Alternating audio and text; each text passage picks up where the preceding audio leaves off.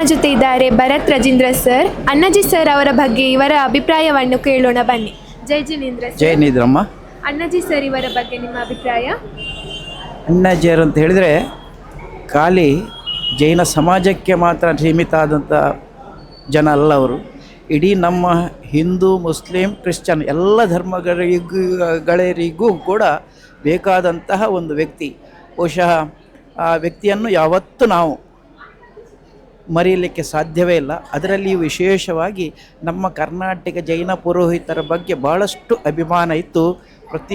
ಪ್ರತಿ ಕೂಡ ನಮ್ಮ ಆಗುಹೋಗುಗಳಿಗೆ ಸ್ಪಂದಿಸ್ತಾಯಿದ್ರು. ಅದರ ವಿಶೇಷವಾಗಿ ಪ್ರತಿ ವರ್ಷ ಕೂಡ ನಾವೊಂದು ಸಂಘದ ವತಿಯಿಂದ 4 ಕಾರ್ಯಕ್ರಮಗಳನ್ನು ಸಮಾಜಕ್ಕೆ ಕೊಡ್ತಿದ್ದೆವು. 2 ಕಾರ್ಯಕ್ರಮಗಳಿಗೆ ಅದರ ಊಟೋಪಚಾರದ ವ್ಯವಸ್ಥೆಯನ್ನು ಕೂಡ ಅಣ್ಣಾಜಿಯವರು ಭಾಳಷ್ಟು ವರ್ಷದಿಂದ ನಡೆಸಿಕೊಂಡು ಬಂದಿದ್ದಾರೆ. ನಮ್ಮ ಆಸೆ ಇಷ್ಟೇ, ಅಣ್ಣಾಜಿಯವರು ಅವರ ಕುಟುಂಬದಲ್ಲಿ ಮತ್ತೊಮ್ಮೆ ಹುಟ್ಟಿ ಬರಲಿ ಅನ್ನತಕ್ಕಂಥದ್ದೇ ನಮ್ಮ ಆಶಯ.